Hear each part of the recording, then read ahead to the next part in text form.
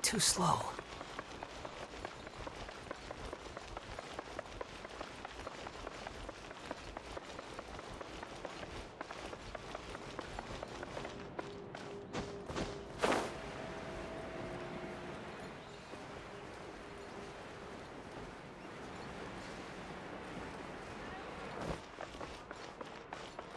Hey, isn't that Charlotte?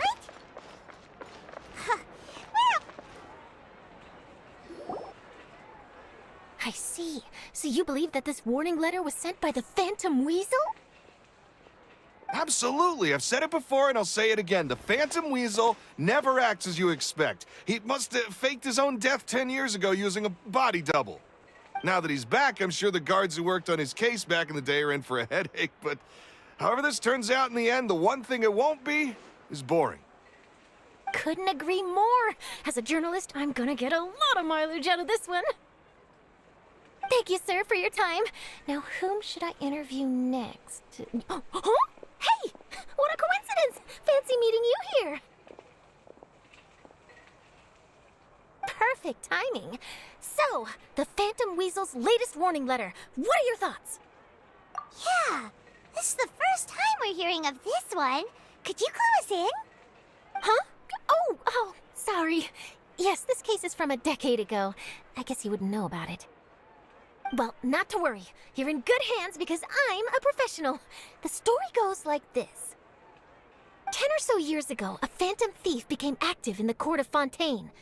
Known only as the Weasel, nobody knew his true identity, and the authorities never managed to catch him. Wow, cool! He sounds like one of those mysterious night burglars that you read about in novels. Precisely. Well, except the part where they actually have a good reputation.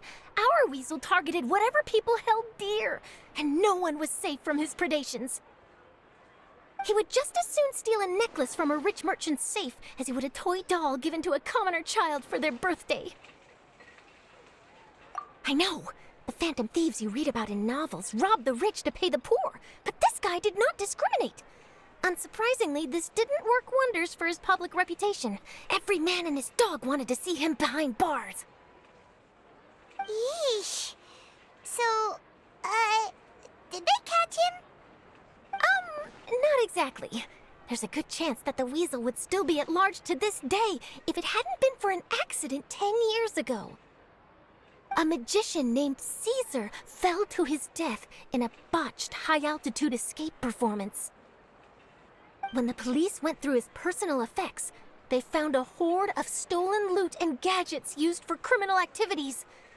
And that was how the Phantom Weasel's identity was revealed to all. Sure enough, thefts in Fontaine went down after Caesar's death.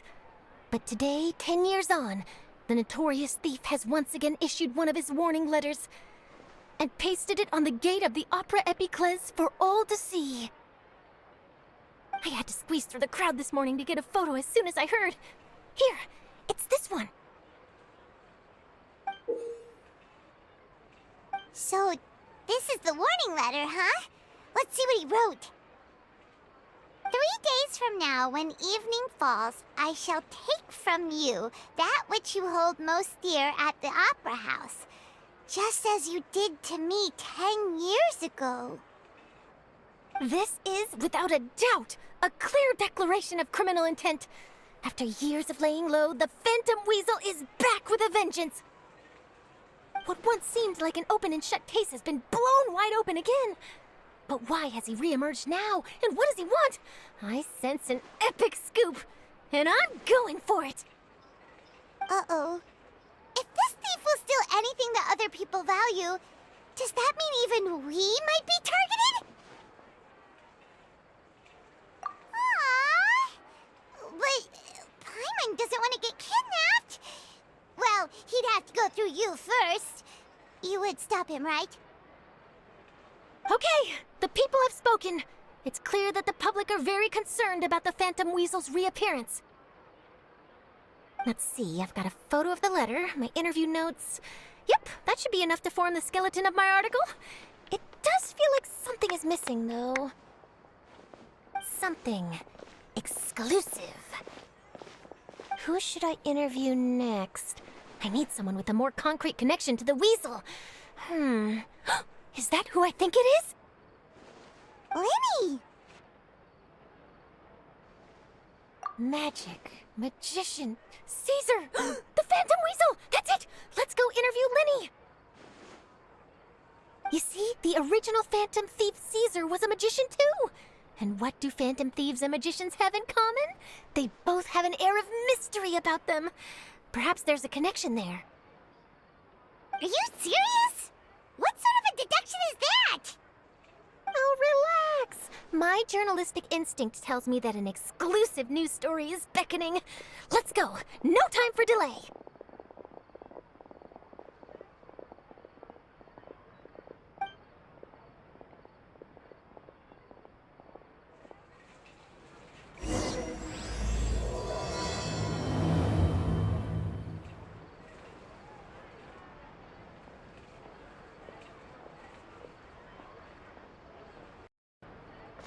I'll take a guess. Take a guess. Fresh fruit, sweeter than syrup. Wow, Mr. Magician! How did you know which card I picked? Oh, it's simple. Come closer, and I'll let you in on my secret. Magicians have a special skill called telepathy, which means we can read other people's minds. Really? Then, what am I thinking now? Well, first you need to relax, because I can see that you're clenching your fist in your mind, as if to say, no, I mustn't let him guess it. Aww. And now you're getting a little flustered. You're trying to find a way to empty your mind, to think of nothing at all.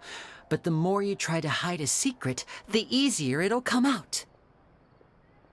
You snuck out from home today, didn't you? You told your family a little lie so you could come out and play. Now, that's not a good habit. You can tell? Oh boy, you really can read my mind. Of course. Oh, and that's the end of my performance. You should really be heading home. Remember to apologize to your family, all right? They must be worried about you. All right, got it. Bye, Mr. Magician.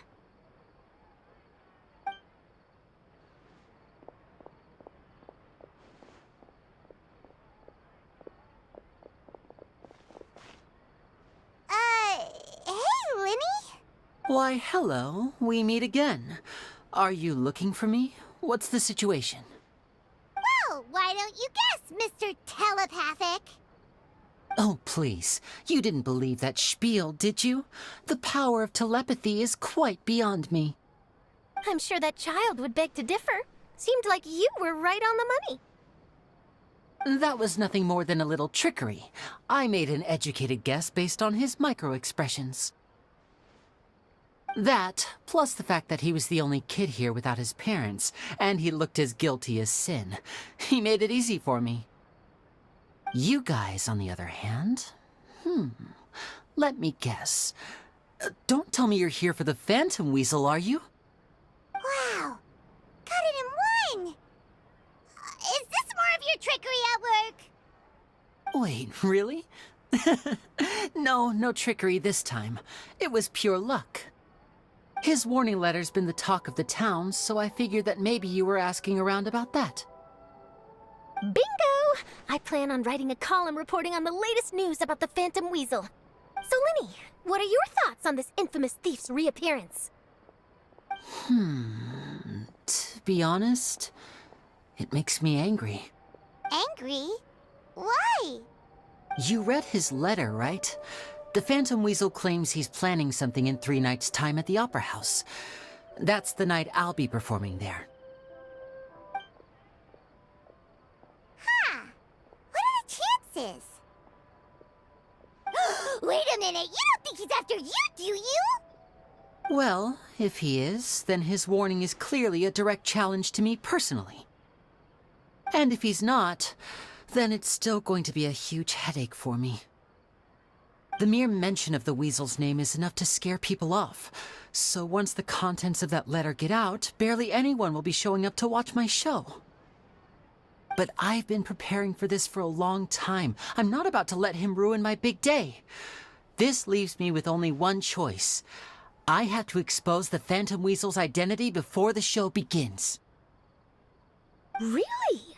So what you're saying is, we might get to see a live duel between a famous magician and an infamous thief? Wow, this has exclusive written all over it! To be honest, I'm not sure if I'll emerge the victor. The Phantom Weasel is a notorious crook, infamous for his inscrutable methods. You're being far too modest, Lyney. I think your magic tricks are even more inscrutable than those of a thief. Thanks for the compliment, though I have to say I don't care much for the comparison. A lot of people liken magicians to thieves because we both have the ability to make things disappear without the person noticing. But there's an important difference that these people overlook. Allow me to demonstrate with a quick magic trick.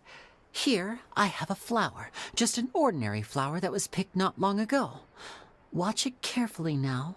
3, 2, 1. It's gone! That's the question. Where did it go? Therein lies the difference between us. Thieves make precious things disappear, but only magicians make them reappear. If I could now invite you all to check your clothes, there might be a surprise in there somewhere. A surprise? Let me see!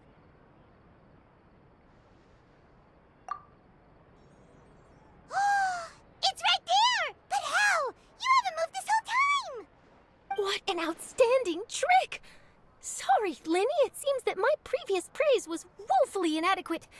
Clearly, magic is the superior art form to theft. Don't worry, I didn't take offense. I just wanted to take the opportunity to perhaps change some of the preconceived notions you might have about magicians. Since Caesar's death, a lot of people associate magicians with criminality. It can be quite frustrating. I can imagine. Coming back to your trick just now, might I presume that you are well versed in floral symbolism? For example, magicians often use rainbow roses in their flower-related performances to represent passion and romantic encounters. But you used a Lumidu spell, which, if I'm not mistaken, allude to separations. I'm curious to know if there was any deeper meaning behind this choice? Impressive knowledge. It's no wonder you're such a successful journalist. But I'm afraid I don't know the first thing about floral symbolism. I'm just in the habit of using Lumidu spells in my magic. It sounds like something I should look into, though. I'll buy myself a copy of Fontaine's Floral Language Facts when I have some time. But it'll have to wait until this Phantom Weasel business is behind us. Well noted. In that case, this brings us to the end of our interview. I, for one, am looking forward to the final showdown between you and the thief. Please feel free to get in touch to update me on any further developments. Otherwise, I will of course see you at your show in 3 days' time, but let's hope the Phantom Weasel is caught by then.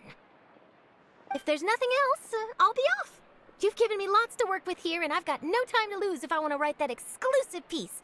I'll see you all later!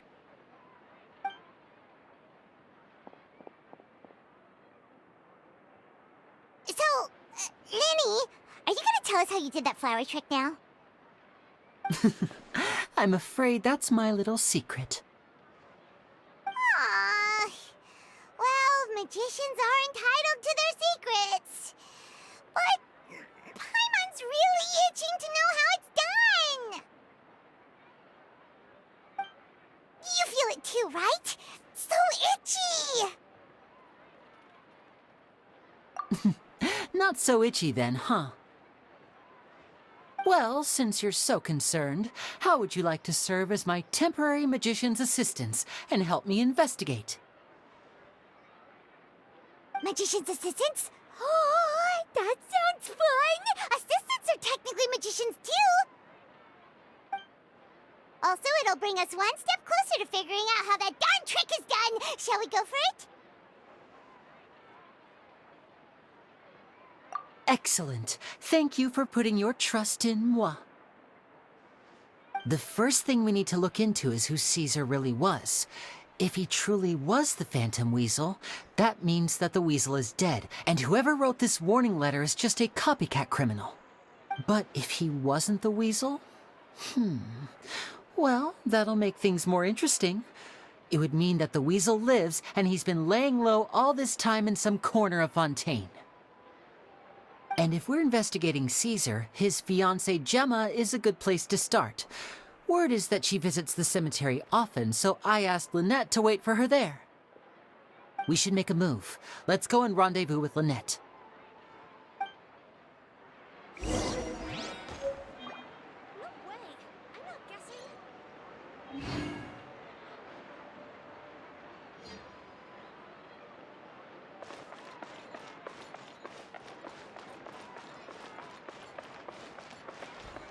I'll take a guess.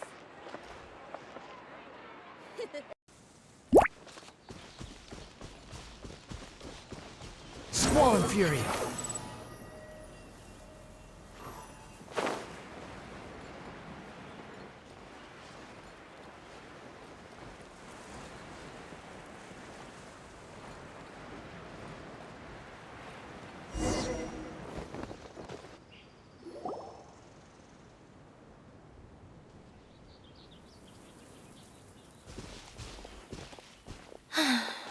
You took your time. Sorry, I bumped into the Traveler and Charlotte en route, and we ended up chatting for a while. It's been a while, Lynette. We're working as Lyney's temporary assistants in the investigation of the Phantom Weasel. Thank you. It's good to have you helping. So, what's the situation? Have you seen Gemma? Nope. I've been here a while, and she still hasn't shown up. How bizarre. Maybe it was bad intel. Well, we won't get anywhere by standing around waiting. Traveler, Paimon, let's go ask around.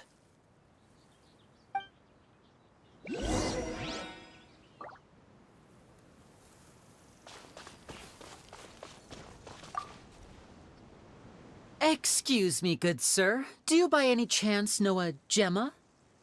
Gemma? You mean Caesar's fiancée? Sure I do. What's this about? I'm just trying to get a hold of her because I need her help with something. I heard she comes here a lot. Yeah, she does. Poor thing. It's no secret why, either. She's heartsick. Ever since Caesar passed away, she's been coming here once every week to clean his grave. Often, she just sits there in front of his headstone, lost in thought. Sometimes she talks to herself. I asked her what she was doing once. She said she wanted to speak to him again. She knows he's gone and can't hear her from the grave, but she just likes to spend time there, telling her fiancé all about how her life is going. And she's been doing this ever since Caesar passed away? Oh, so 10 years. Wow. Their love must have been really strong. I'll bet. Caesar's reputation fell apart after his identity was revealed, so no one else visits his grave. Gemma's the only one who still thinks about him after all these years. I don't know if the mind lives on in the waters after death, but if it does, I'm sure Caesar must be grateful to have someone who remembers him fondly. If I'm honest, I think this is all so unfair to poor Gemma. Her fiancé was a low-life crook. He doesn't deserve someone like her. Anyway, all of that said, she's running later than usual today. Normally, she'd be sitting in front of his grave by now. I wonder if she's okay. Well, that's everything I know, I'm afraid. You might have more luck asking some other people. All right, well, thanks for sharing all of this with us. We'll keep asking around. You're welcome. I just hope she'll be able to move on one day.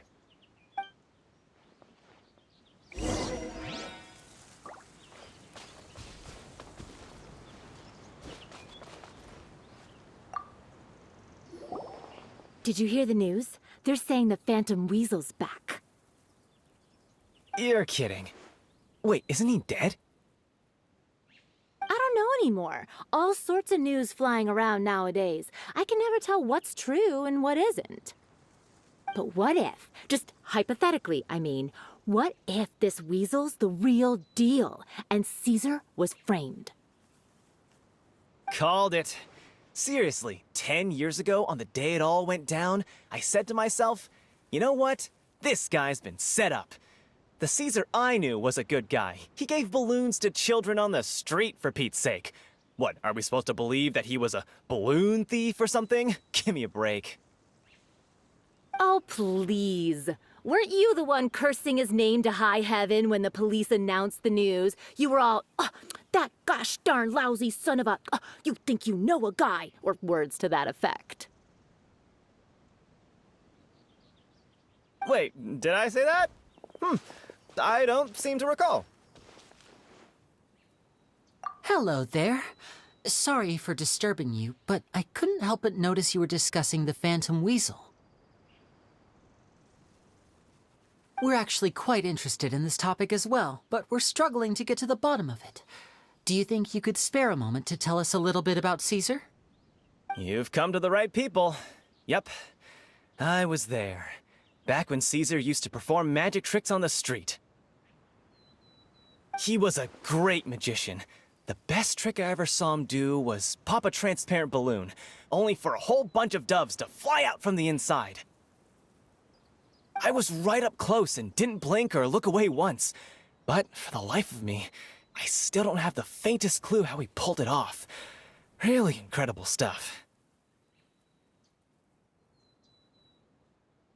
I saw him perform too. He always used to bring some gifts along for the kids who came to watch his show, and he'd hand them out after he was done.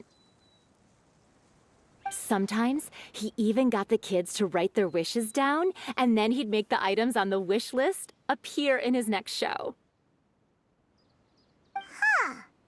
He doesn't sound like such a bad guy. But after he died, there were also rumors that he used the wish list to find out what was precious to people, with the intent to steal it later. As I'm sure you know, the Phantom Weasel would steal just about anything from anyone.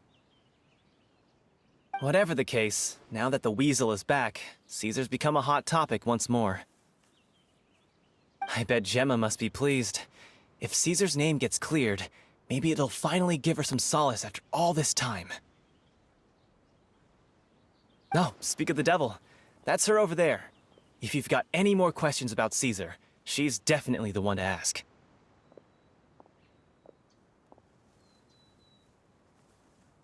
So that's Gemma.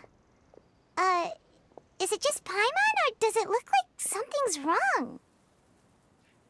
Wait, it looks like she's injured. Come on, let's see if she's okay.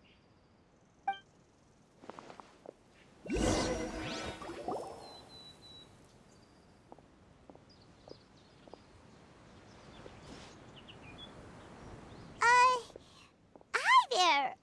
You're Gemma, right?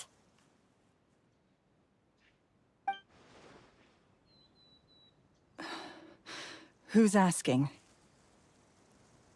Don't be afraid, we mean no harm.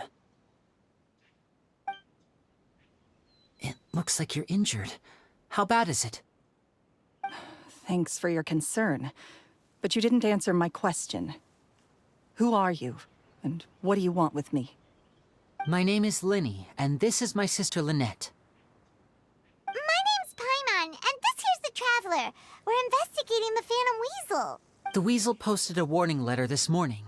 If he still lives, that means that Caesar was falsely accused. You knew Caesar better than anyone else. So if you're willing, we'd love to hear what you think about all this. I promise you can trust us. We won't hurt you. In fact, we'll do all we can to keep you safe. I never believed that he was the Weasel. Huh. I suspected as much. Okay, so going back 10 years, do you remember anything strange in the weeks leading up to the accident? Did Caesar have a falling out with anyone, for instance? No, not that I know of. Got it. All right, sorry for disturbing you. If you don't have any more questions, please leave. I want to be alone with him.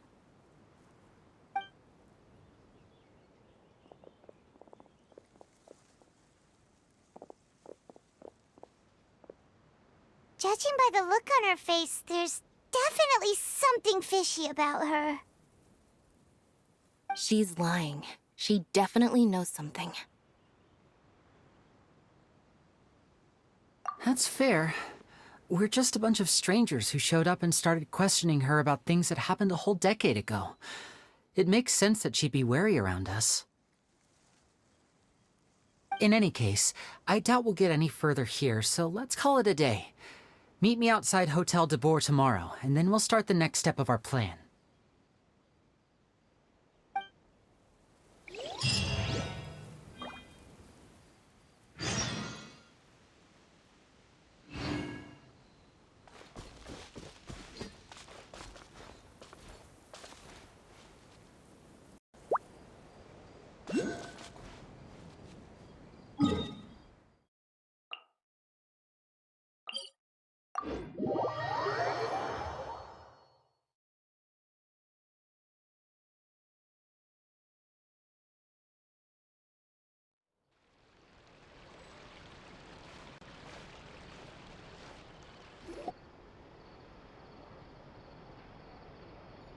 Over here.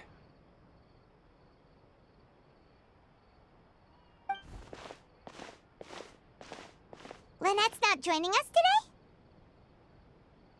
I've had her follow Gemma and see if we can make any inroads with her. They should be at a cafe right now. Still, I don't think that Gemma's likely to open up to us. So, we need a contingency plan. Today, we'll be looking into a guy named Lorenzo, Caesar's former pupil and assistant. When Caesar passed away, all the stolen goods discovered in his home were confiscated and returned to their rightful owners. But Lorenzo was the only one privy to all his magic secrets, and he inherited his craft. Before long, Lorenzo was the next big magician in town, his fame surpassing even that of his master, and it made him very wealthy.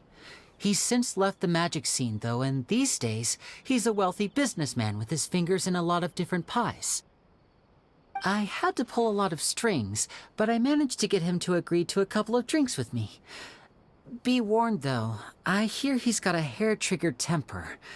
We'd best be careful.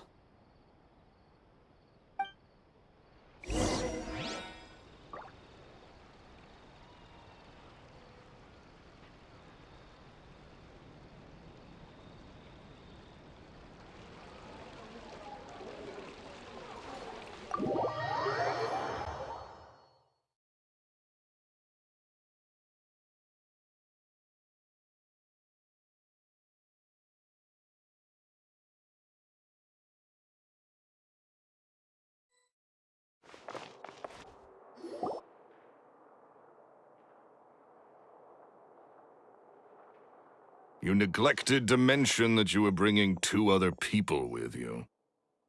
My apologies. These 2 are my assistants. When they heard that I was meeting with the former magic maestro himself, they begged and pleaded with me to bring them along. And if it's no trouble, a couple of autographs would really make their day. Oh, forget the pleasantries, just sit.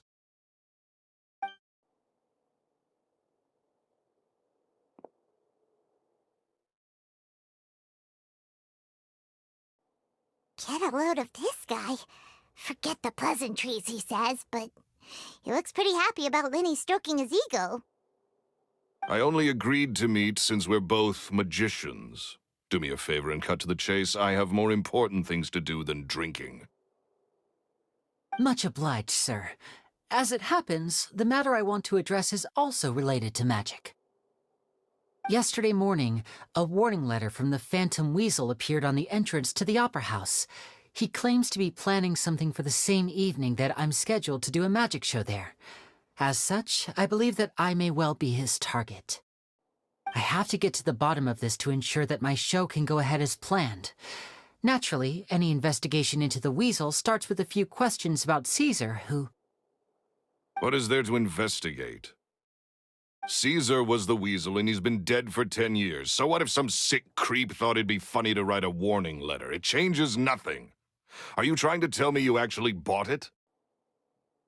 Please, sir, no need to get so worked up. I do concede that a copycat is but one possibility. Possibility? It's a fact, Lyney. Look, my patience is limited, so listen carefully while I'm still willing to put up with you. The Weasel is dead. Period. Everyone knows that, so do yourself a favor and quit this investigation. It'll lead you nowhere. Look, if this affects your magic show in any way, I will personally compensate you for any losses. Oh, sir, I'm honored, really. But this isn't about finances for me. My pride as a magician is what's at stake here, Lorenzo. Copycat or not, this person has thrown me the gauntlet, and I must meet their challenge head-on. Your pride? Don't mince words with me, boy. Just tell me, what exactly are you seeking to do? I want to find out the Phantom Weasel's true identity. I have to know for myself what really happened 10 years ago. What would that accomplish? And what do the events of 10 years ago have to do with you, anyway? Look, you of all people should know that a magician never reveals their secrets. And in any case, dead men don't talk. So if you really care about your magician's pride, then you'll forget about Caesar and move on. Uh-oh. This is getting awkward. Lorenzo? Is that? Oh, it is you! I know that big, booming voice anywhere. What's up, my man? Want to grab a drink with me? Another day, I'm busy. Oh, come on. You can't be all business all the time. You know what they say? Live fast, die young. You gotta learn how to kick back and relax once in a while. If I wanted your life advice, I'd ask for it. Now get out of my face and go be drunk somewhere else. Sorry, my good sir. I don't believe I've had the pleasure. Oh, hey! Edmondo. He and I are business pals. We worked together a bunch of times. This is your first time meeting him? Oh, he's always like this. Foul-mouthed and hard-nosed. Never heard a kind word out of this guy the whole time I've known him. And he wonders why he can't get a girlfriend, despite being, what, pushing 40, 30-something? Anyway, point is, a lot older than when he first got rejected by the girl he was into. And he's still into, from what I hear. Shut up and get out of my face. Another word out of you and you can forget about doing business with me ever again. Do I make myself clear? Sorry, I may have had a little too much to drink. All right, I'm gonna leave. Don't work too hard.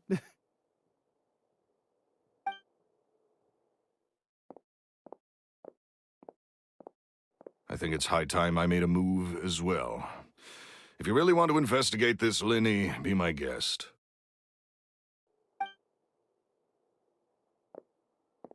But if nothing good comes of it, don't say I didn't warn you.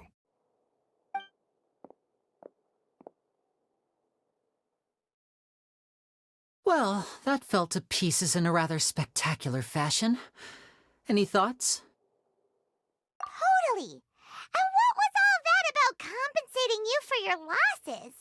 Why would someone you just met make an offer like that? He's gotta be hiding something. And not like Gemma. She was a little suspicious, but this guy's definitely covering something up. I think so too. We need to look into Lorenzo more closely. That guy Edmondo seems to know a thing or two about him. He only just left. Let's see if we can catch up with him.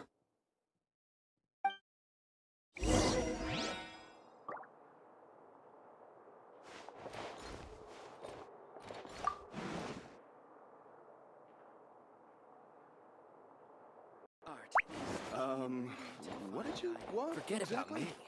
This is about what you want.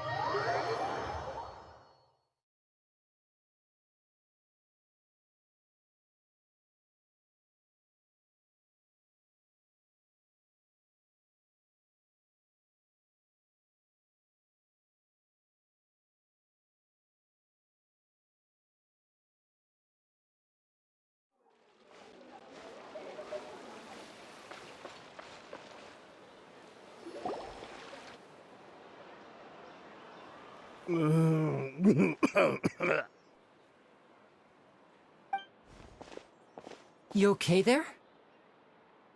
Who are you? Oh, it's you guys.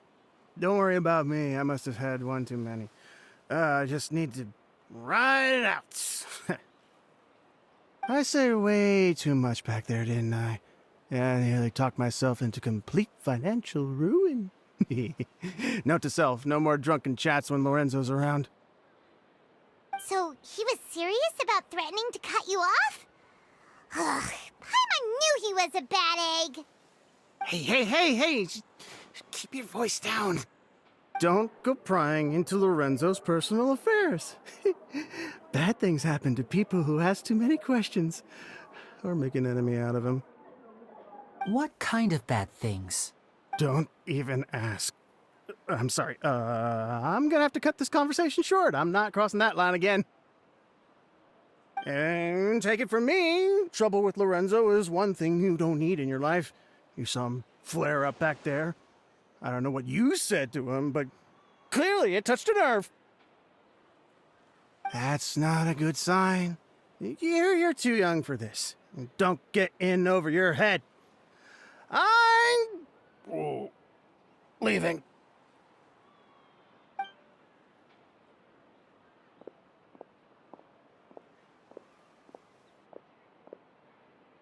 And there he goes. What do we do now, Lyney? Shh! I think we're being watched. Someone was listening in to our whole conversation. Don't say anything and don't look back. Any altercation in the city will attract the guards. We'd better take this elsewhere.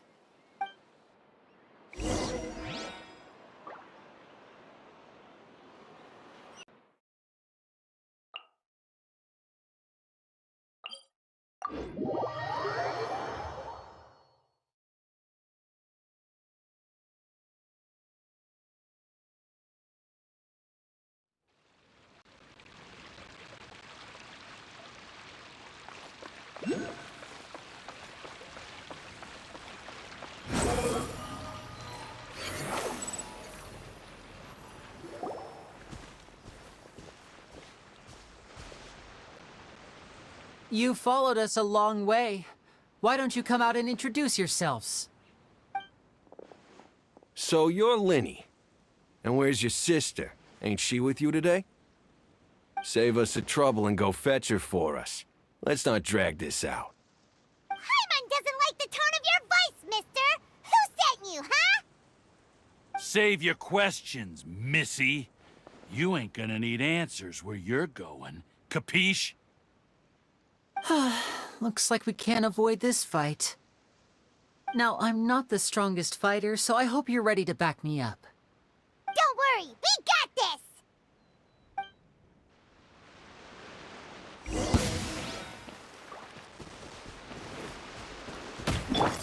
Rain outlines your fate. Witness the power of Gua. I'm fine.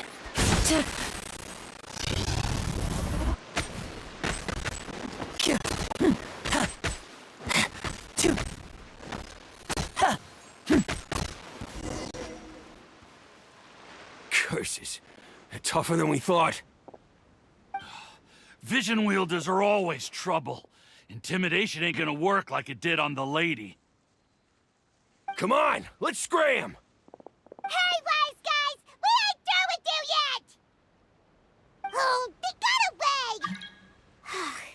Did you catch what they said just before they left? Something about intimidating someone else. Sounds like they just wanted to rough us up as a scare tactic, and they've already done it to someone else, but who? You're right. She was injured when we saw her yesterday, and she acted like she had something to hide. Maybe she was too scared to tell us the truth because those guys had threatened her. Well, if that's the case, she should be more willing to open up to us once she learns that those thugs won't be bothering her anymore. Let's head back to the cafe and see if we can get any information from her.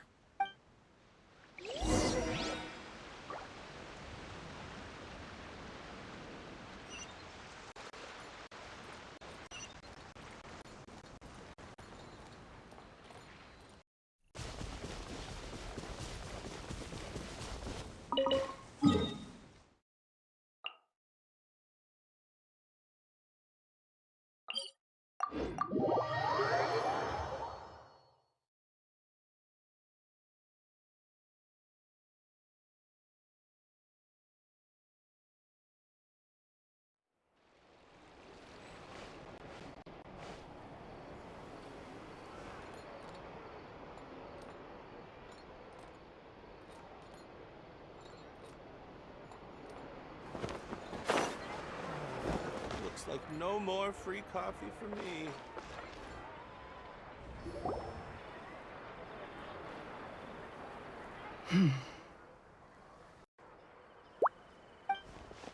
Gemma?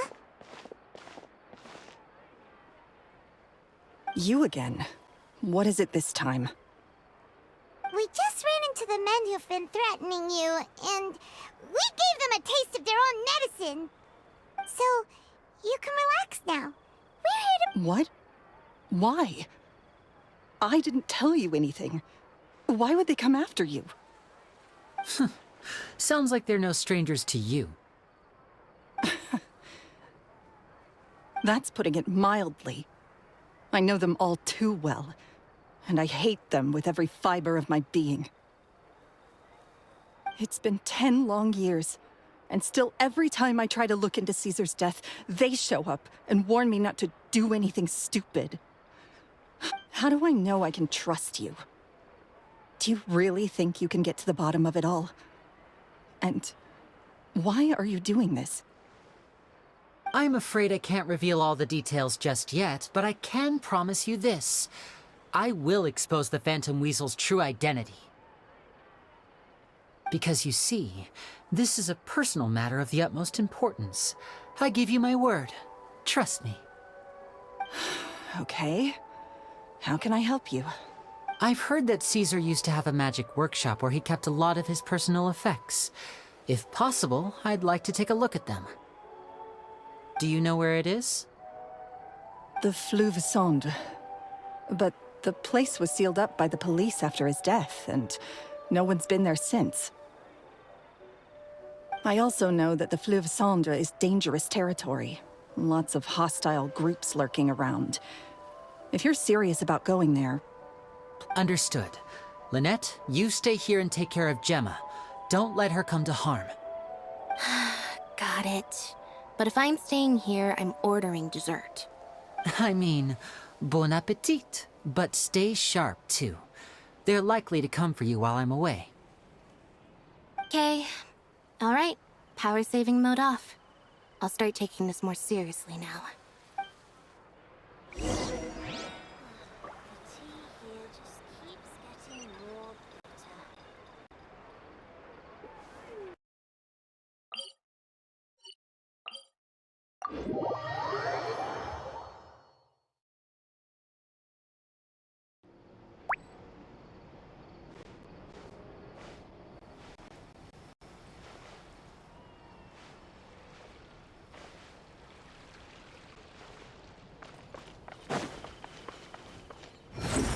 Surge forth!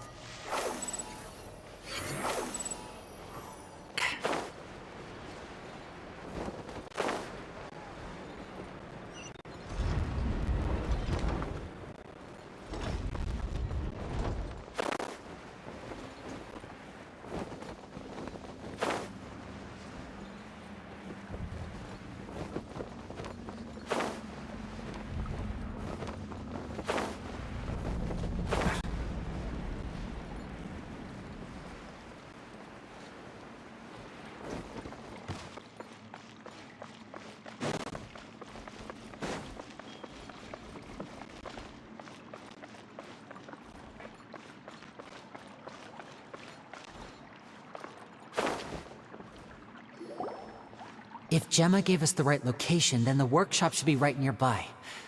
Huh. Looks like these boxes are blocking the entrance. There we go. It should be just down here.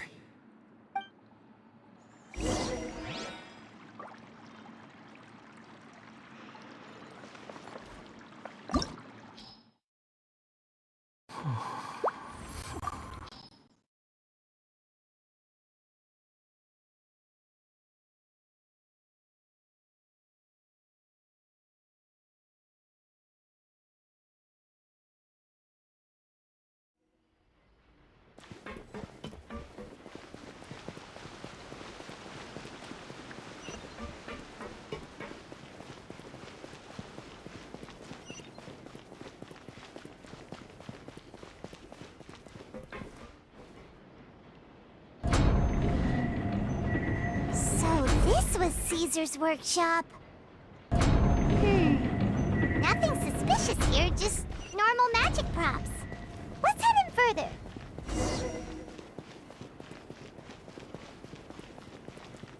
What was that? Oh, is this one of Caesar's gadgets? Guess we must have triggered some sort of device.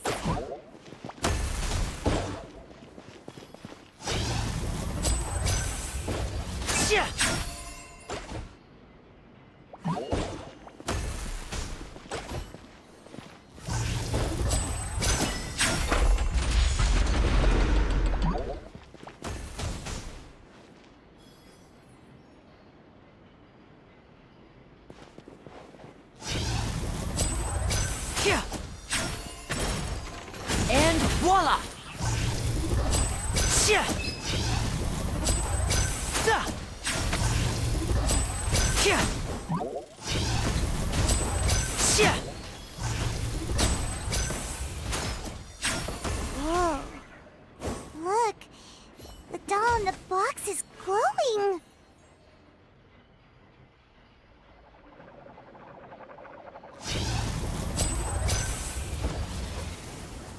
Yeah. There's something written on the card on this doll. Let's take a closer look.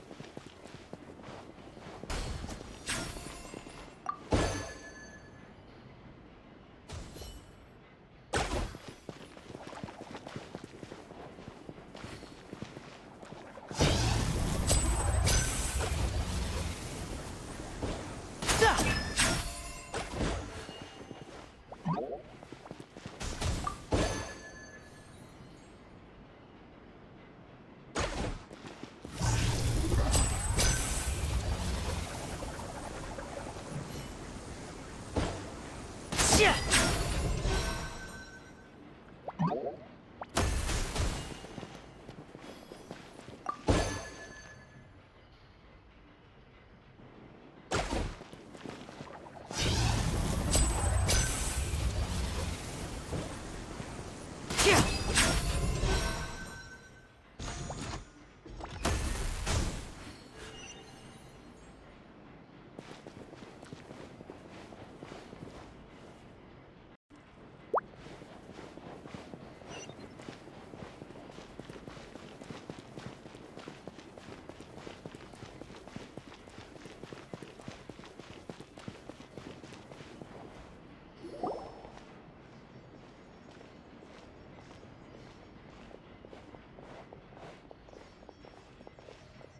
weird. Have we reached the end already? There's nothing here. Maybe this was a wasted trip. This place seems a little too ordinary for a magician's workshop. There's a distinct lack of mystery. We've triggered quite a few devices on the way here. I'm starting to wonder whether Caesar built this whole place as one big, elaborate magic contraption. If so, then there must be more to this place than meets the eye. Maybe a hidden room somewhere. Aha! If I just move this book, then hope... A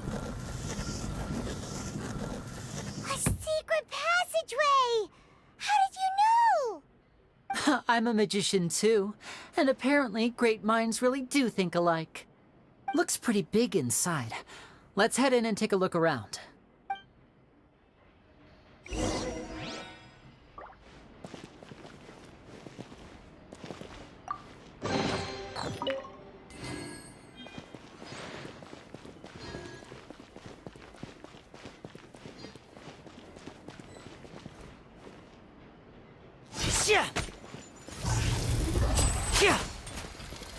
Now disappear! Stay calm, stay calm. Everybody stand back! Huh?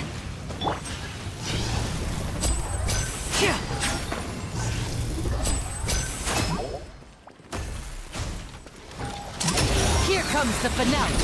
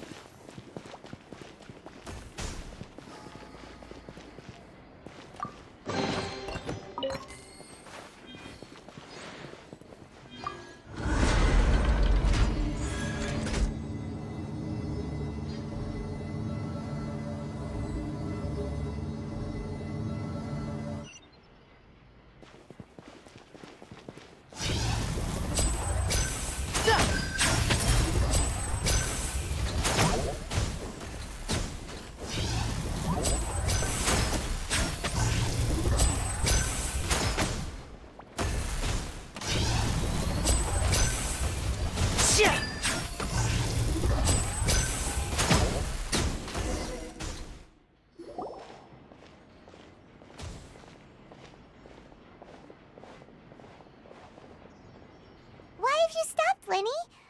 Is there some device in that box? Huh. It just looks familiar somehow. Let me check this out for a second while you guys go on ahead. If anyone makes a major discovery, let's rendezvous here. All right, see you in a bit.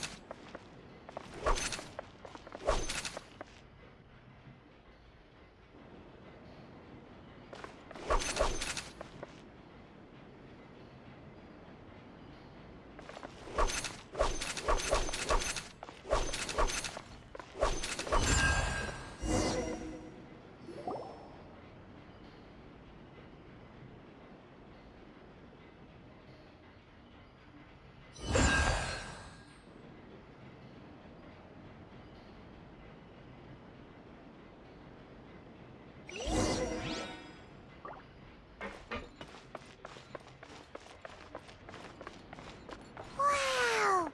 There's a hidden room here! Let's see! Oh, this bookcase is full of Caesar's own notes. He wrote a lot about the principles of magic. Whew. Much too advanced for Paimon. Hey, look! Is that Caesar's diary on the table? This book's thick as a brick! Let's take a peek inside it, shall we? At one of my shows a few days ago, a child asked me how I pulled candy out of my hat. As a joke, I told the kid that the hat has a built-in wish-granting machine, Next thing I know, today a whole bunch of kids were pestering me to pull all sorts of things out of the hat. So I told them another white lie. The machine needs time to power up, but in the meantime, you can write your wishes down. Well, they took me up on that offer, enthusiastically. As I write this, I've only just got back from running around all over town, buying the things they wanted. Boy, are my legs sore. I wound up saving very little this month, but that's not a major issue. I now have a bigger problem. How am I going to hide all these things inside my hat? 2 children came to talk to me after today's show. I don't know why they were out on their own. They looked much too young to be unsupervised. I do hope they got home safely. Anyway, they said that they wanted me to teach them how to do magic. It's not uncommon for children to ask this, of course, but I've never seen any of them as serious about it as these 2. I told them that learning magic is very hard work, but that didn't faze them at all. It's like they already knew. It seems like something's bothering Lorenzo lately, but he won't open up to me about it. Surely he's not upset that I agreed to teach those 2 children. I'll have to talk him around. I have a good feeling about those kids. They're naturally talented, and it seems like they're not new to the world of magic. They have all sorts of fantastic ideas. All I'm really doing is helping them develop a more professional standard training plan. They wanted to call me Master, but I told them they absolutely mustn't. Any magician worth their salt could have taught them what I have. They're the geniuses here. Compared to them, I don't deserve to be called any sort of master. With time, I have no doubt that they could become far greater magicians than I. My only concern is why they're so mature for their age. I fear they've had to grow up too fast. I don't dare to imagine what they must have been through. Gemma thinks so too. She doesn't like being around them. Says that their eyes are too piercing. They don't bother me, but then again, I've never been the sharpest tool in the shed. It's nearly time for me to go on tour. I asked the 2 kids if they'd like to come with me, but they shook their heads. I once overheard them talking about their father and their mission. Sounds like their parents have other plans for them. I guess we'll be parting ways soon. It's only been 10 days since I first met them, but I think that I've gotten a feel for their personalities now. They're very tough, but also very cautious, and they trust no one but each other. This, I fear, is not a good habit to have. They hide things from me too. For example, when I asked them where they live and why they wanted to learn magic, they lied. That's the thing about children. Whenever they're trying to cover something up, it always shows somehow. I can sense that their lives have been hard, possibly even dangerous too. They're not like other children. It's a shame that I can't do more to help them. After thinking things over, I decided to tell them a bit about how I see the world. It's full of lies and falsehoods, and that is why we must find our own truth. P.S. I hope they won't find my nagging annoying. Children are so opinionated nowadays. Will it do them more harm than good for someone they've only known 10 days to lecture them like that? P.P.S. Maybe I'm overthinking this. Children aren't interested in grand philosophies. It probably just went in one ear and out the other. I bet they've already forgotten every word I said. Oh, Caesar, Caesar. Just mind your own business next time.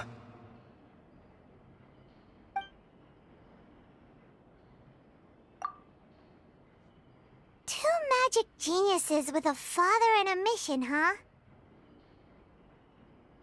Sounds a lot like he was writing about Lyney and Lynette, don't you think? So did they meet Caesar when they were kids? Let's go ask Lyney!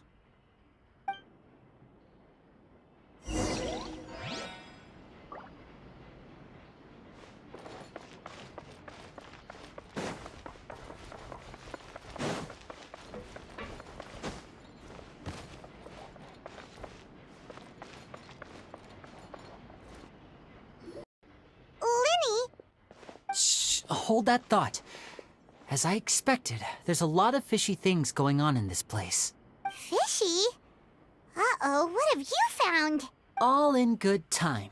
Before we go over our new leads, I want to tell you how a high-altitude escape is performed. First, the magician slots themselves into a magic box in full view of the audience. The box is then suspended high in the air, and a short while later, the base automatically opens. At this point, a dummy will fall out of the box, but it looks real enough to grab the audience's attention, and they start wailing and screaming. Meanwhile, the real magician, who has by now blended into the crowd, waits for a good moment to make their appearance and put on a hysterical performance. Oh no! Is that me? Did I just fall to my death? Very vivid description. Paimon can really picture it.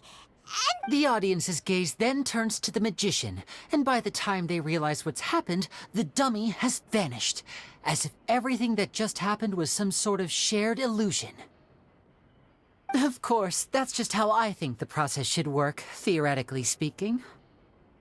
The inventor of this trick never performed it successfully. When the box opened, Caesar was the one who fell out, and not the dummy. He fell right to the ground from the highest point of the opera house. No one could hope to survive that fall, not without a vision at least. And no one else has ever attempted this trick since. My understanding of how it works is just based on what I could gather from his notes and the relevant gadgets here in his workshop. so Caesar's famous high-altitude escape has never been done, huh?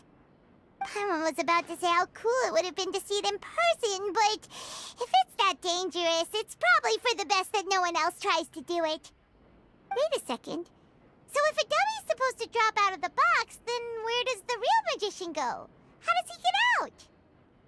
Glad you asked. That brings us to the secret of said box. This box right here is the one that Caesar constructed himself to use in the performance, and it's not as simple as it looks. Inside, there's a device that only the magician himself would know about. Once the magician's inside and the box is lifted up into the air, the audience's view of the box is fixed at a certain angle. From where they're standing, they have a clear view of the front, sides, and bottom, but the back and the top are now no longer visible. At this point, the magician presses a button inside the box, opening a secret door out of view. He then escapes through this trapdoor onto the opera house roof, waits for the dummy to fall and distract the audience, and quietly returns to ground level.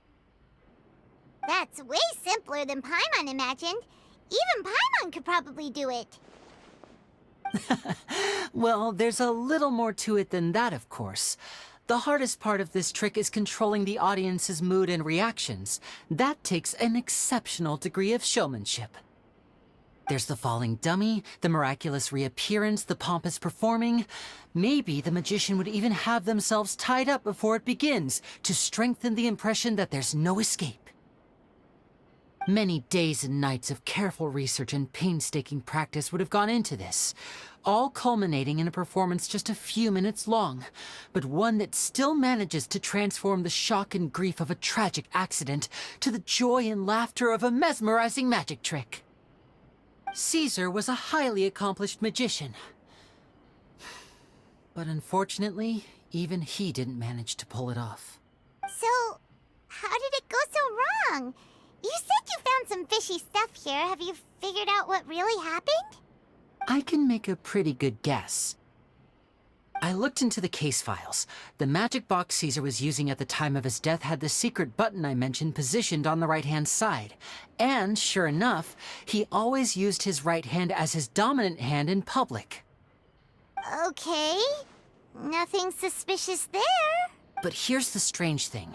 Most of the devices in this workshop have the mechanism on the left-hand side, including this box right here, which leads me to believe that Caesar was in fact left-handed. Because a magician can't afford to have their most basic habits stand out too much. People naturally focus their attention on the most important details of the task or situation at hand. But a magician needs to be able to redirect an audience's attention at will, so as to avoid arousing their suspicion. The essence of magic is getting people to believe a lie. If even the truth raises eyebrows, the falsehoods become all the more difficult to mask.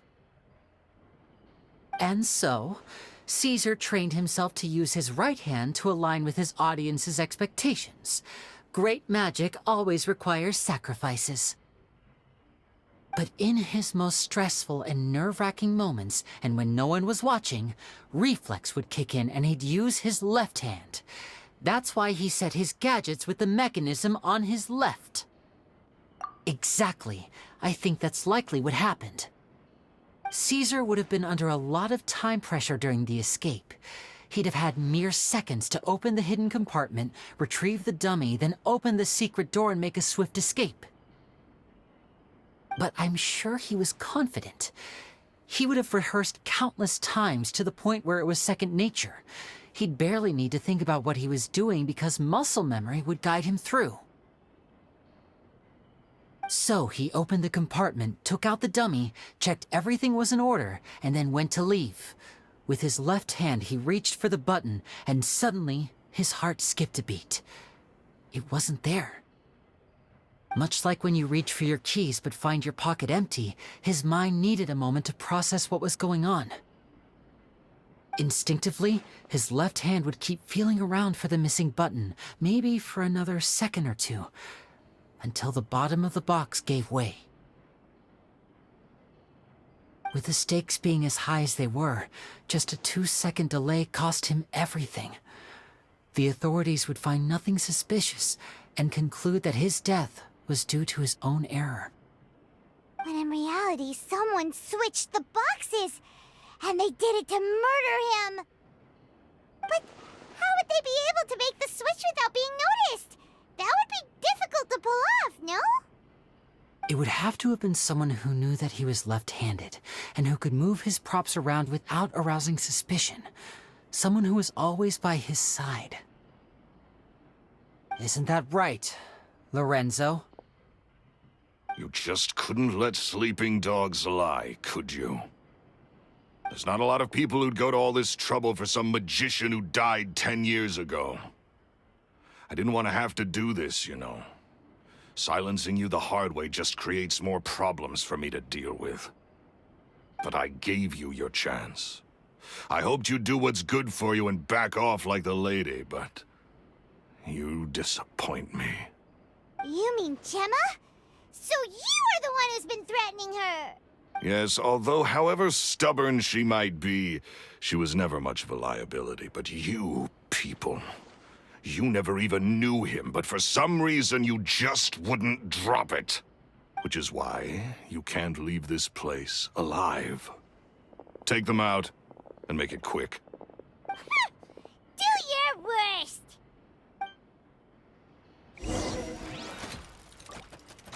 Step right up!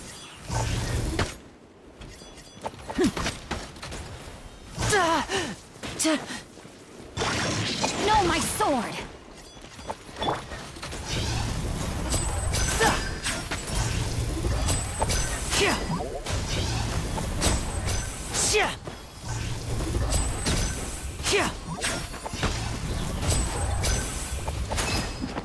And voila!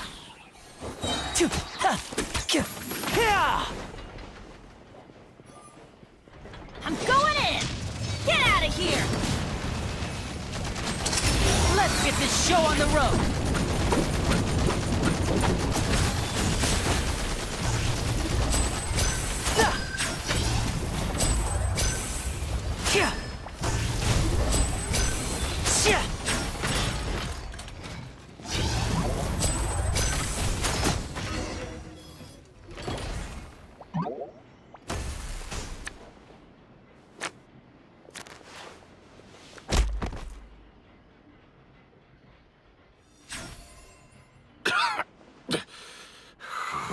kids are tougher than you look. Had enough yet, Lorenzo? Your cronies can't help you now.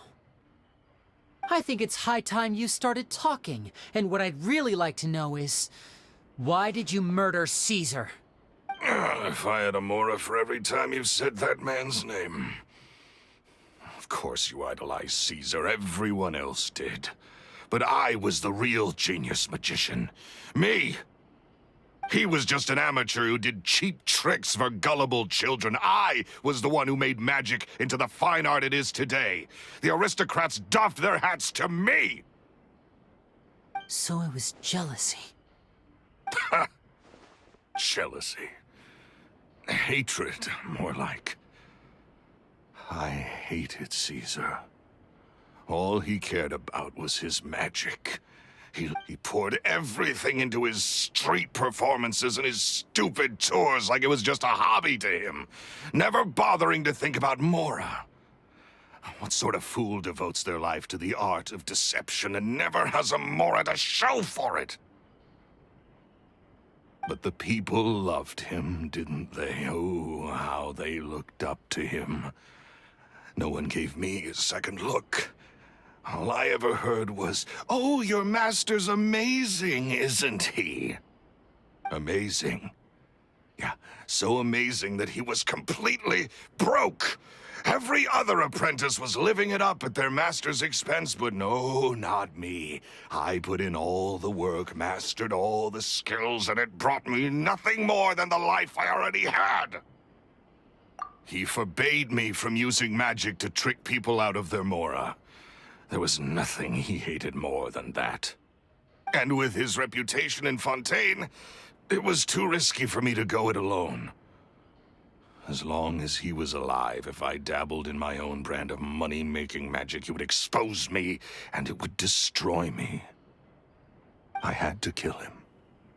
There was no other way. And this was your only motive? It was reason enough. What other motive would I need? Well, I was under the impression that there might have been other factors at play. For instance, maybe you were in love with Gemma, but she was engaged to Caesar. In love with Gemma? Don't be ridiculous. Guess I was wrong about that then. Next question. Are you the Phantom Weasel? I am. Caesar was so strict with me. He insisted that his way was the right way, that the sole purpose of magic was to bring joy to the world. I never bought into any of that. I was more interested in the practical value of magic. Sure enough, it helped me fill my pockets with all kinds of valuable treasures. Oh, yeah! Charlotte told us that the weasel would steal whatever people valued, no matter how much it was worth. That's just how it looked from the outside. What would any thief want with second-rate loot? I've only ever targeted high-value items. I stole cheap things as a way of practicing my craft.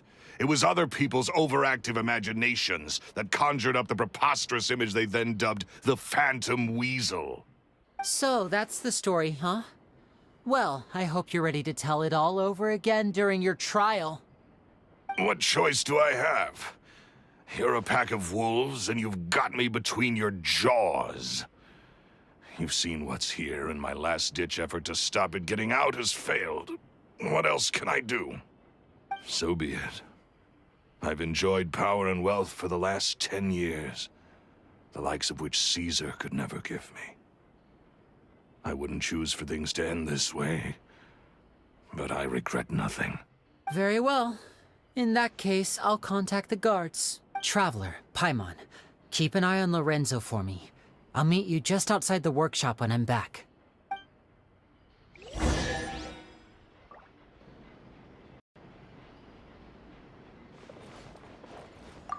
At least I can finally stop looking over my shoulder now.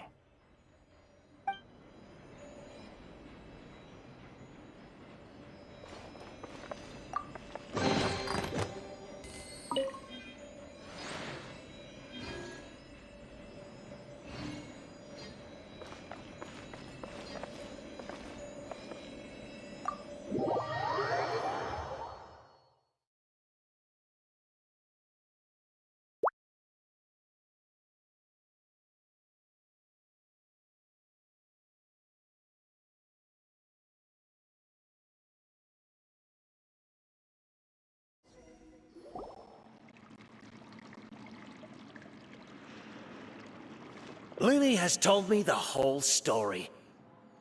Lorenzo, do you confess to the murder of Caesar and to framing him for the Phantom Weasel's crimes? Look who's finally developed a conscience. What kind of disciple murders their own master?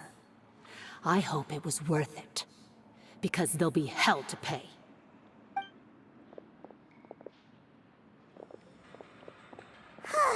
Looks like it's all over. What should we do next, Lyney? Should we start preparing for your show? Let me think. Let's rendezvous with Lynette and Gemma first. With Lorenzo in custody, Gemma will no longer have to fear for her safety. Good point. We should go tell Gemma the good news right away. It'll give her some peace of mind for sure.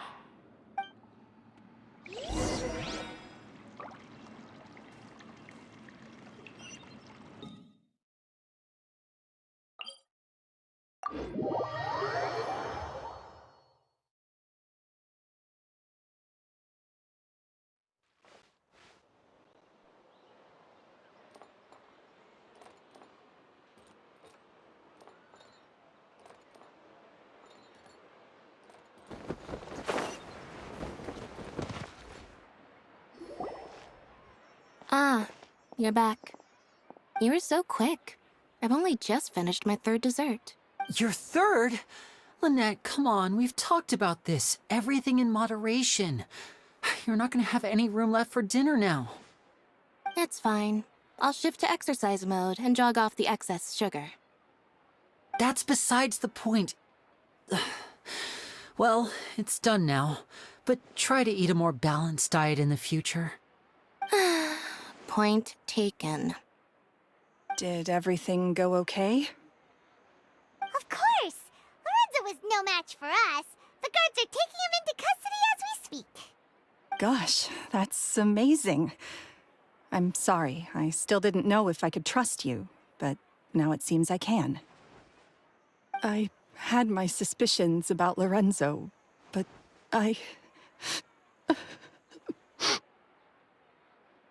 It's okay, we understand. He did threaten you. Paimon would find it hard to trust strangers in your position, too. But you don't need to be scared anymore. Everything's gonna be okay. Sorry. My emotions are all over the place right now.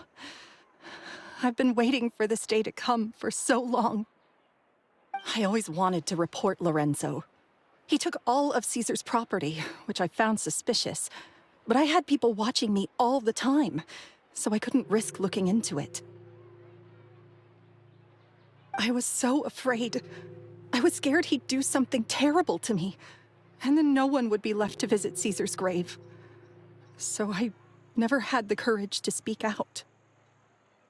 Thank you all. Truly. Thank you so much.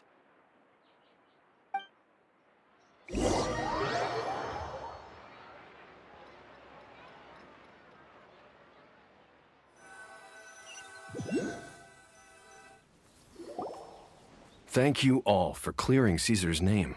I never would have guessed that Lorenzo was the real Phantom Weasel.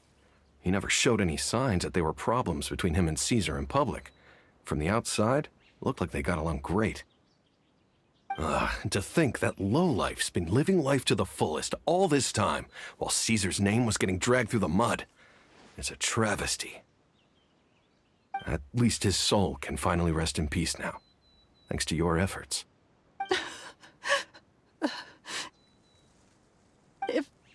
If only I'd realized before it was too late. Don't blame yourself, Gemma. This isn't your fault. Yeah, you still have the rest of your life to live. Caesar wouldn't want to see you spending it feeling guilty. Cheer up, Gemma. My brother's doing a magic show at the Opera House tomorrow evening. Would you like to come along? It might raise your spirits. This show will be a special one. We're holding it in Caesar's honor. In Caesar's honor? Really? Oh, thank you. I'll be there. Great. We'll see you tomorrow evening. Traveler, Paimon, don't be late. Don't worry, we'll be there. No way are we gonna miss out on a free magic show. Wait, Paimon feels like we're forgetting something. Oh yeah, Caesar's diary! We never found out if the two kids Caesar taught magic to were Lyney and Lynette or not. Lyney changed the topic back in the workshop, so we didn't get a chance to bring it up. Oh well, guess we'll just have to ask Lyney tomorrow evening.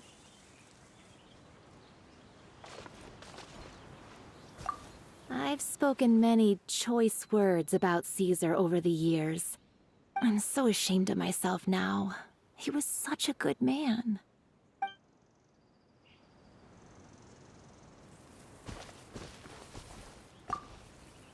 I can't believe Lorenzo was intimidating Gemma all this time. He comes around here sometimes. Not to clean Caesar's grave, though. He just stands off to the side and watches Gemma from a distance. She must have known, but she never asked him to leave. I wonder why that is.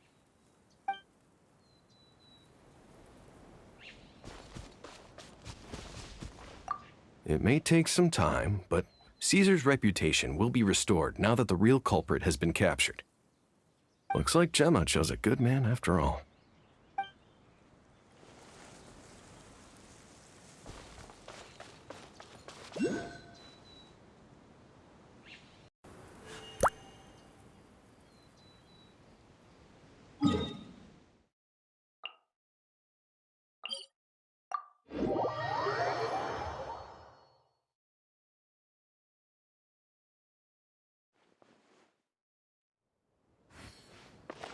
Behold!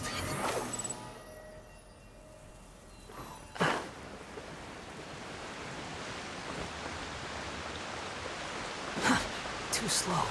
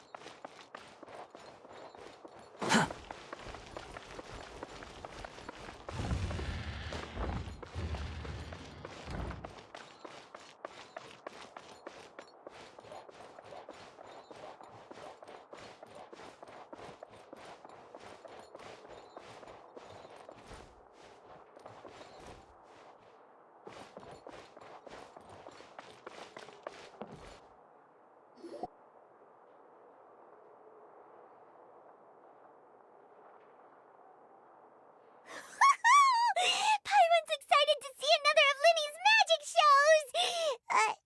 Wait. Lynette, shouldn't you be on stage by now? Not this time.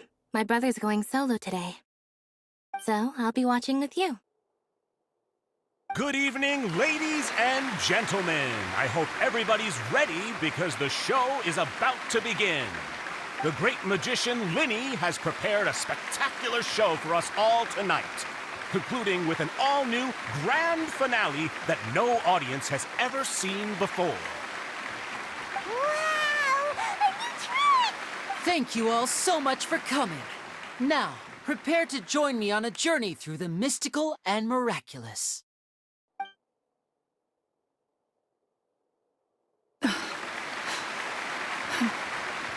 Exciting stuff, isn't it? Yes, it's just... It reminds me of him. No wonder. Caesar was a famous magician too. So, how did you two first meet, Gemma? Well, I was out on the street once, and I saw him performing for little children. Children love magic, because they're willing to believe in things that can't be rationally explained. Caesar had this amazing way of bringing them into a dreamlike world. And somehow, I felt drawn to him too. So I went up and asked him to do a trick for me. Aw, that sounds so romantic. What trick did he do? It was with a flower. He took it in his hand, snapped his fingers, and it magically appeared on my head. I was so happy that day. Oh, that's so cute. Actually, now that you mention it, Lyney's done that one before. Is that right? Then I suppose he's a romantic at heart, just like Caesar. So let's treasure the time we have with him. After all, you never know when the people dearest to you might be gone. That's right. It's all over now. Paimon doesn't really know how to comfort you, but at the very least, no one's gonna be intimidating you from now on. You can breathe easy at last, right? Right. Yes, you can breathe easy now, Phantom Weasel. See? Even Lynette says... Wait, what? The Phantom Weasel? Lorenzo escaped? Where is he? What do you mean, Phantom Weasel? As Lyney once said, a performer's job is to commit fully to their role and put on a flawless performance for their audience. But once the bag of tricks is empty and the curtain falls, it's time to end the show. The spotlight is no place for someone with no more cards up their sleeve. It's been 10 years, Gemma. Aren't you tired of the grieving widow act? I think it's time to put an end to it. What are you talking about? Traveler, Paimon doesn't like where this is going. Come on, say something! Ladies and gentlemen, I hope you're all enjoying the performance so far. There will now be a brief intermission, after which Lyney will perform the most electrifying act of tonight's show, the one we've all been waiting for. The final performance will take place outside of the Opera House, so please make your way outside in a calm and orderly fashion. The Phantom Weasel never did like public places, did they? Don't worry, this place will be quiet soon. Let's talk somewhere else for now.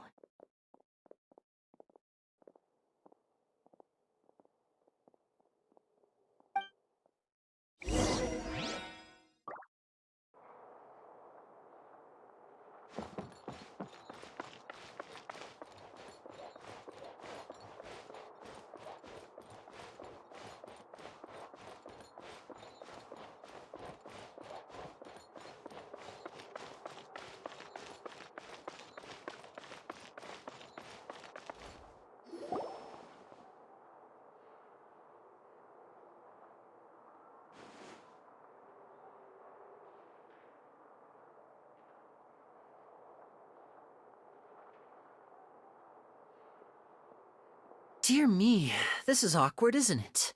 And unfortunately, I'm all out of gadgets, so I'm afraid I can't do any tricks to liven up the mood. This is a big mistake for a magician to make, but thankfully, I do have a backup plan. Now, who wants to hear a story? Lyney, don't we have more important things to address right now? Lynette accused Gemma of being the real Phantom Weasel a moment ago. Oh, what the heck's going on? All in good time. Magicians are good at guessing what people are thinking. I know the questions you want to ask. And as it happens, the story I'm about to tell might answer a few of them.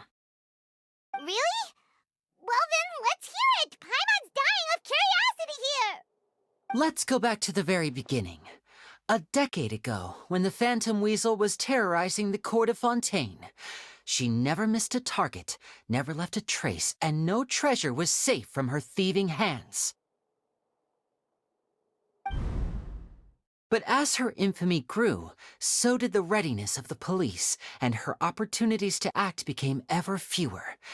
Every day she ran the risk of being exposed for who she was. Of course, she could not simply take this lying down, and before long she found her ticket to freedom. She would create a scapegoat, a false weasel to close the chapter on her behalf. After weighing her options, she set her sights on a renowned magician, Caesar. After all, magic and theft shared enough similarities for people to buy the story when the truth came out. So then what? Being the master deceiver she was, the weasel easily earned Caesar's trust. Now all that remained was to frame him for her countless crimes. But as she was considering how to make her move, she noticed Caesar's aggrieved pupil, and a new thought entered her mind. Maybe I don't need to get my hands dirty after all. At her encouragement, Lorenzo tampered with Caesar's magic box, causing him to fall to his death. Afterwards, Lorenzo seized his master's property, and the weasel set about tarnishing Caesar's reputation. Two co-conspirators committed the perfect crime.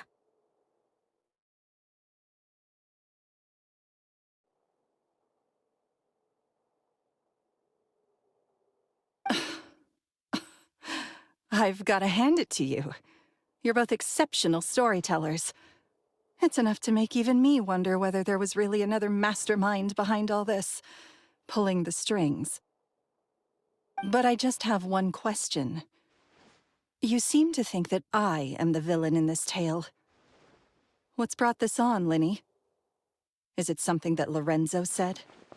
Don't worry, Lorenzo said nothing at all. But I never believed that he was the weasel, and in fact, my investigation only made me more certain of that. He was too forthcoming with his confession, as if there was something else he was trying to hide. How disappointing. So you'd sooner trust Lorenzo than me, even without a shred of evidence? A magician is an expert at playing the audience to get the result they want, and I have no doubt that you, Gemma, are equally talented in this regard. With a little help from Lorenzo, you put on a very convincing performance. The lovesick fiancé, whose devotion to her betrothed is unshakable, even under threats of violence. Caesar was maligned and hated by all for 10 years, but you? Everyone sympathized with your plight. Who would suspect for 1 second that the lovely young lady always seen weeping in front of Caesar's grave was actually the mastermind behind his demise? No, not that poor lady. Perish the thought. Wait, so you mean the whole intimidation thing was just a hoax?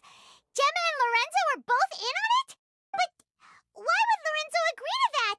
And why didn't he sell her out even at the end instead of admitting to being the weasel himself? Yes, why indeed? Maybe Gemma herself could enlighten us on that question. Well, Lyney, if you're so confident in your version of events, then I think the answer should be obvious. Having killed Caesar with his own hands, Lorenzo was plagued by overwhelming guilt.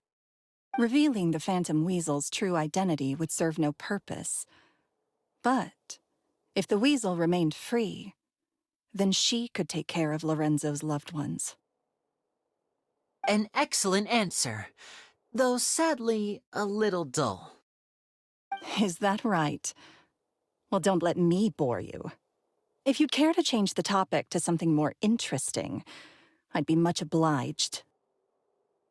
As a matter of fact, there's one thing I'd really like to understand. Why would the real weasel have targeted things that only have value to other people? Could you shed any light on that? Of course. After all, we're just telling stories here, aren't we? If I had to guess, I would say that the real weasel must have had a terrible childhood. Left to fend for herself after her parents died young. Betrayed, scorned, beaten. She'd scrounge waste paper from garbage bins to draw on, using twigs and dirt for lack of ink and pen. This was her only source of happiness in life. But it was all she needed, and she was content. Until once again she was betrayed. And this time everything was taken from her.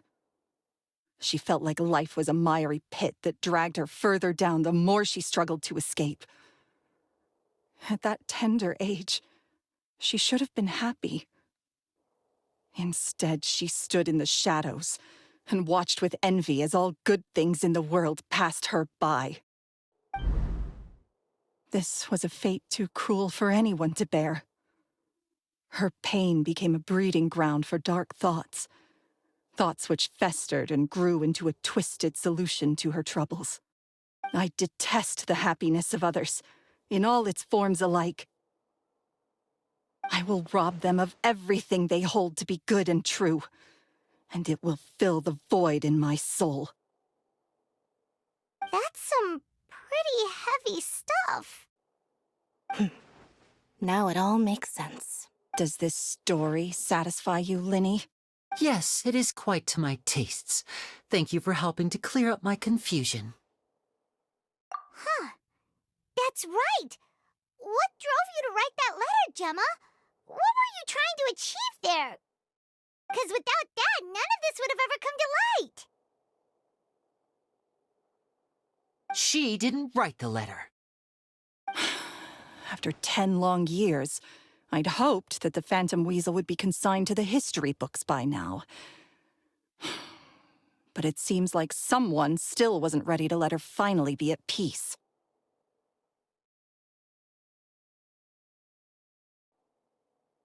Lyney.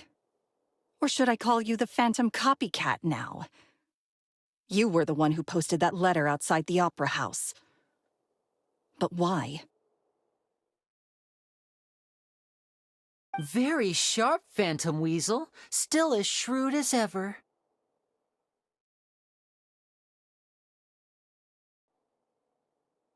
Well, no need for me to be coy about it. Our goal was to clear Caesar's name. The most straightforward way to change the public's impression of Caesar was to force the Weasel to show themselves. That's it? You had no other agenda? Of course we did. We made it quite clear in the letter, I believe. I shall take from you that which you hold most dear, just as you did to me 10 years ago. 10 years ago? You mean Caesar's death? You met him? Wait. Oh, I get it. You were those two obnoxious kids. It's been so long, and you're all grown up now. I didn't recognize you. He taught you magic back then, didn't he? For what, 10 days or something? And you went to all this trouble. What? We remember all our debts, however great or small. 10 years ago, Caesar's reputation was torn to shreds, and his legacy was thrown out. 10 years on, and no one cares what the truth is anymore. But we did not forget, and so we came to find you. And? What exactly did you take from me? I'm still standing at— Free? Do you really think so? Caesar once told me that even though the world is filled with lies and falsehoods, we must find our own truth. I think that applies to you too. Truth can take many forms. Prized possessions with nostalgic value, fervent hopes and dreams, and irreplaceable people. Life took many things from you, and those wounds never healed. When they ached unbearably in the dead of night, stealing became your way of numbing the pain. What are you trying to say?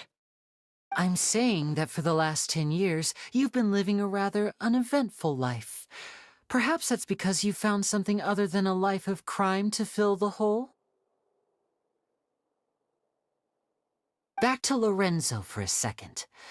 He murdered his own master, played along with your act, and took pains to make sure any suspicion would be directed towards him. But what did he have to gain from all that? He knew who you were and the things you'd done, and despite that, he was willing to give everything up for your sake. He's the reason that you haven't felt the compulsion to steal in all these years. You're more than just accomplices in murder. You're the only real friends each other has. So I think you know, deep down, that he is the only truth you have in your life. But that truth is gone now, and I guarantee you, you'll never see it again.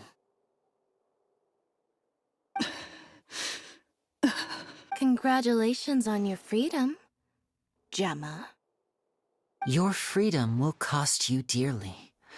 From now on, you'll be all alone in a world full of lies and falsehoods. I do hope you'll be able to bear it. You've still got a long life ahead of you, after all. Gather round, one and all. The time has now come for the amazing Lyney to perform his final act in tonight's show. I'm sure you're all wondering what he has planned for the grand finale. Well, wonder no more, for the answer is a death-defying high-altitude escape. A high-altitude escape? I'm sure you all remember the magician Caesar. This was the very trick that led to his fatal fall, after which he was dubbed the Phantom Weasel. But we have now learned that Caesar was wrongly accused, and that the real Weasel has now confessed to their crimes. Guess that's my cue to leave. Whew. I've been practicing this one for ages now, but I'm still a little nervous.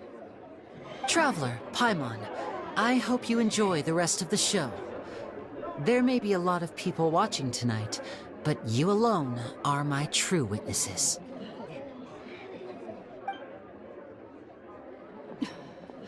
Lyney, wait. You two hid a lot from Caesar. He went to his grave without ever knowing your secrets. So what about now? Are you an open book? You don't have to tell lies to end up isolated and alone. One day, you'll end up exactly where I am today. Maybe then you'll finally understand. You're wrong. I'm nothing like you.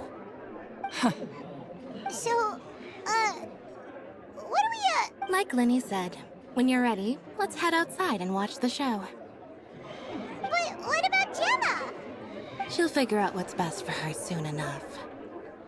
Oh, and if you'd like to see Lyney after the show, you know where he'll be. The usual haunt. All right. Well, let's go and watch Lyney's finale then. This trick's a pretty dangerous one, but he should be able to pull it off, right?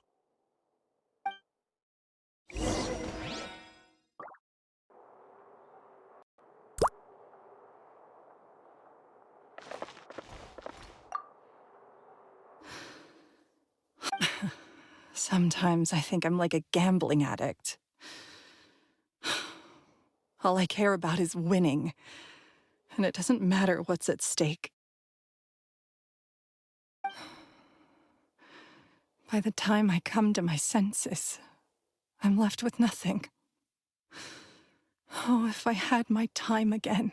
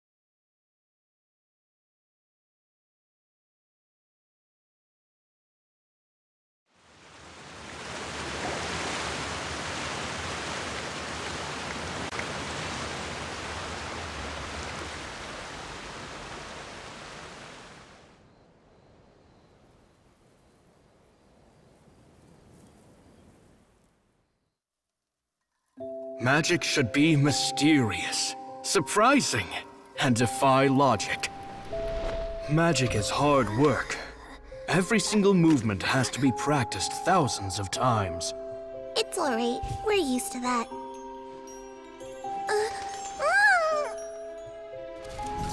We're sorry. You've taught us so much, but we can't tell you the whole truth. It's okay. Do you still remember what I told you? This world is full of lies and falsehoods. I only hope that one day, you can find your own truth. What about you? Have you found your truth? Magic is my truth. I want to perform a magic trick so great that people will always think of me when they talk about it. For a magician, what greater honor could there be? Look! Behold!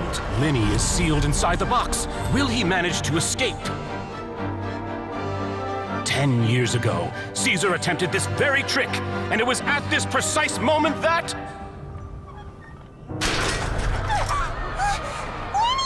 Watch out!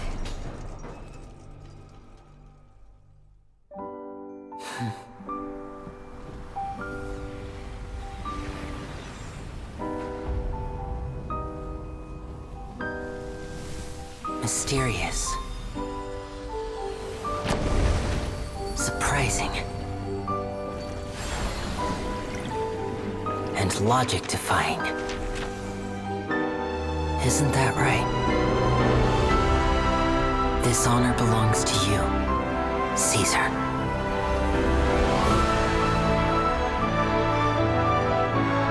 I'm just sorry it's a little late.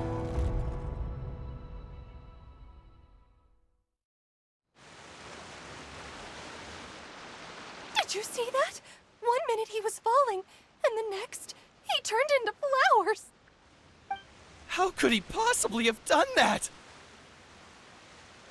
How mysterious. I didn't blink once. He just vanished, right in front of my eyes. What a heart-stopping magic show. This was really worth the trip. Caesar's name has finally been cleared, and Fontaine's new star magician Lyney has fulfilled a wish on his behalf. Oh, I couldn't ask for a better grand finale. It will make a great headline for the Steambird tomorrow, even if I do say so myself. Whew. Looks like everyone really loved Lyney's grand finale. Paimon doesn't see Lyney anywhere. Where'd he go? Oh, Lynette said he'd be waiting for us at the usual hunt. But, where is that?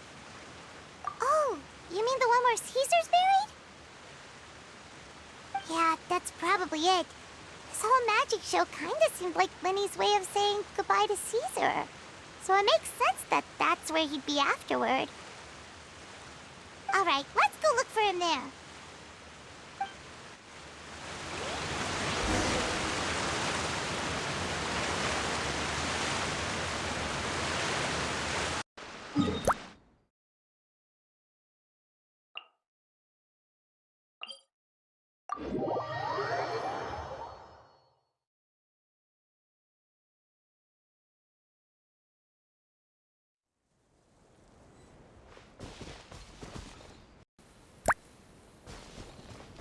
Quit following me.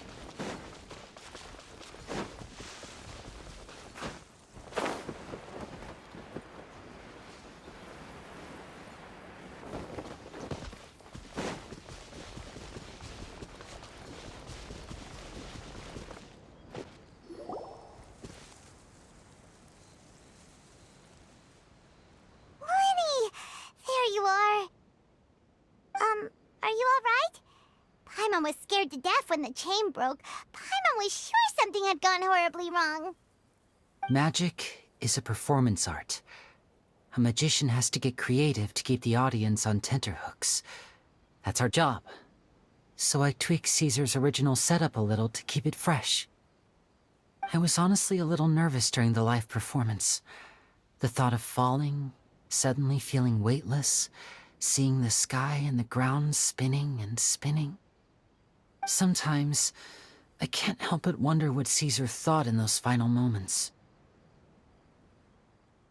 Did he regret taking Gemma and Lorenzo on? Or did he believe that it was his own slip-up right until the end?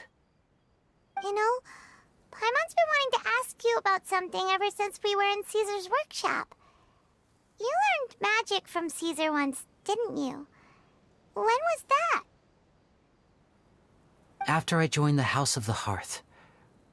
To be honest, Lynette and I had an agenda when we approached him. I told you about my past before, remember? As a young boy, I survived by secretly learning magic from street performers. I'd watch their tricks and try to figure out how they were done. But I quickly realized that observation alone could only get me so far. What I saw was the polished final performance, but the rigorous training they put in behind the scenes remained invisible to me. I needed to learn how to improve my sleight of hand, hone my misdirection skills, and make niftier props. We were gifted enough that we'd made some progress by ourselves, but without proper guidance from a professional magician, we quickly plateaued. So that's why you sought Caesar out? Yes. We figured there was no harm in asking, but it took us by surprise that he was so willing to teach us. In all, we only spent 10 short days together, but he was very good to us. By contrast, we hid so many things from him.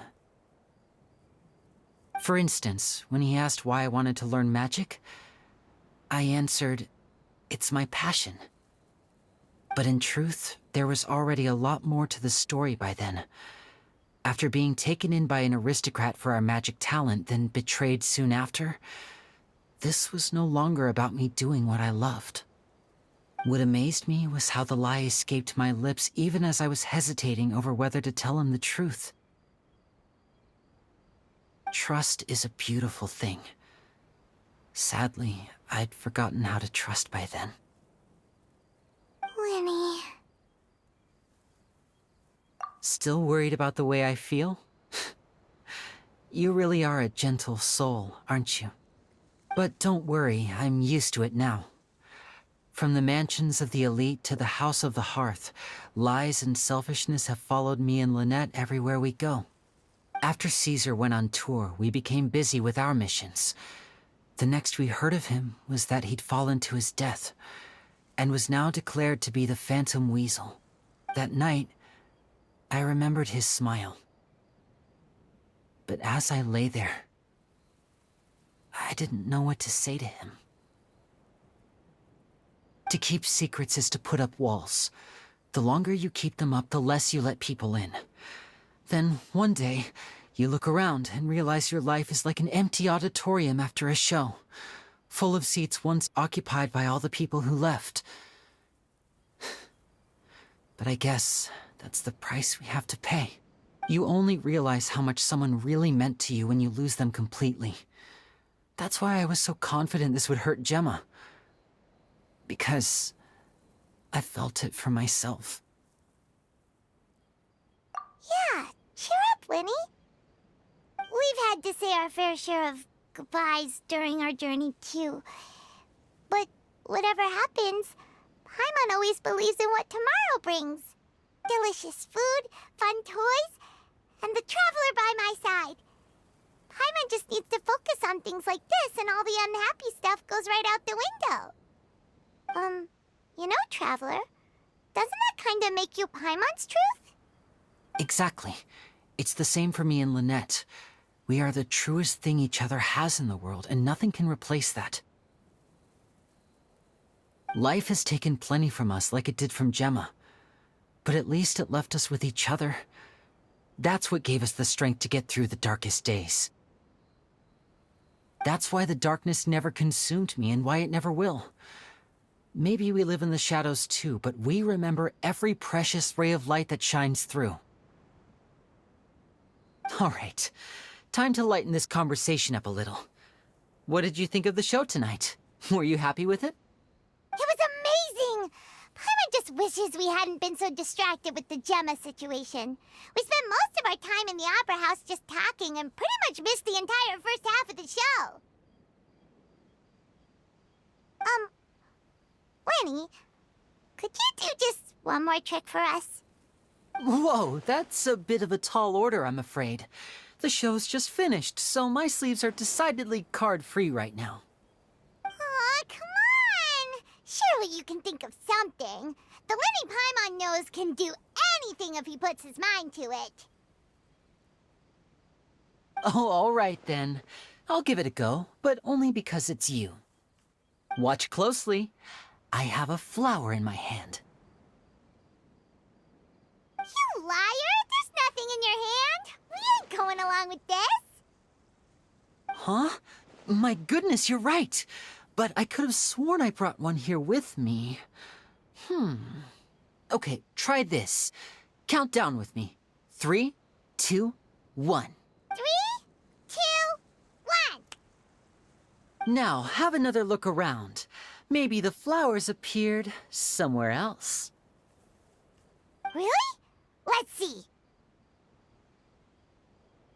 Wow, there it is! Oh, this is a different flower from the last time, right? This one's called, oh yeah, a rainbow rose. But more importantly, Paimon has to know how the trick is done. Please, Lyney, pretty please! Well, if you want to learn magic, you'll have to start by addressing me as teacher. Ugh. Fine. Please, teacher, please! Since you asked so nicely, I'll share one little tip with you. Namely, the student of magic cannot solely rely on others being prepared to reveal their secrets. You have to observe, think, and find the answers for yourself. Is that it? Look at the time.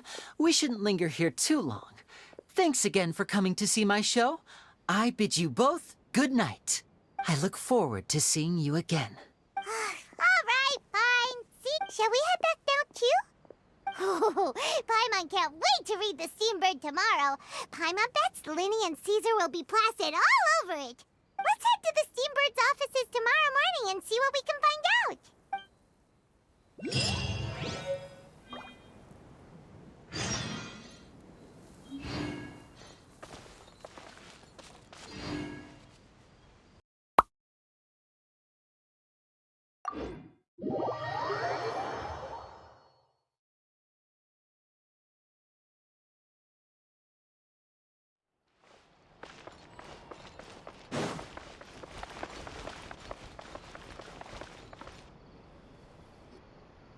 I'm very sorry, Charlotte, but my sister and I are quite busy today. I'm afraid we'll have to decline this interview. Oh, please, Lyney, I'll only take a moment of your time, if you would be so kind. Huh? What's happening here? I spent all night writing my piece about the Phantom Weasel, and it was going to go to print this morning. But just as dawn broke, I suddenly received news that Caesar's fiancée, Gemma, had contacted the guards and confessed to having been the real Phantom Weasel all along. That was quick. Too late, bro. That was quick, you say? It sounds like I've got some catching up to do. Please, fill me in. Aha! My instincts did not lead me astray. You do have something to hide. Gemma turning herself in must have something to do with Lyney's performance last night. Maybe watching my high-altitude escape trick reminded her of a better time with Caesar, and she could no longer ignore the voice of her conscience. Huh. Okay, then. Wait, no, there must be more to it. If that's all it took for her to have a change of heart, how did it take her 10 whole years? Well...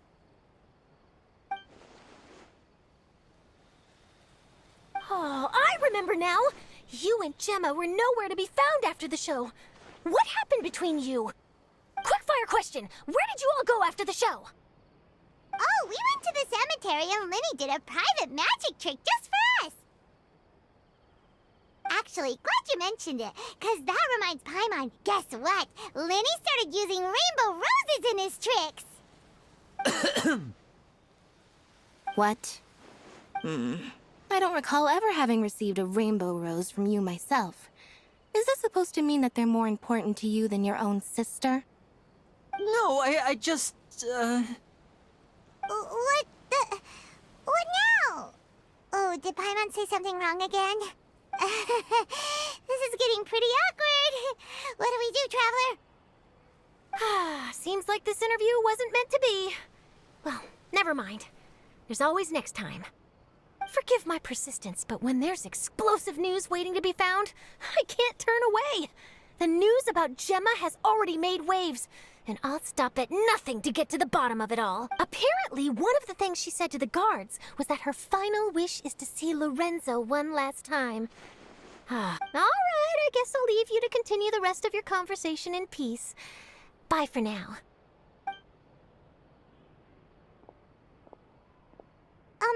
Lynette? Paimon didn't mean to... Don't worry, I wasn't angry. I was just trying to distract her. Oh, really? Oh, thank goodness. You scared... Phew. You and me both, Paimon. You and me both. At least it did the job, right? Please, take good care of that rainbow rose. I'd be really upset if you lost it.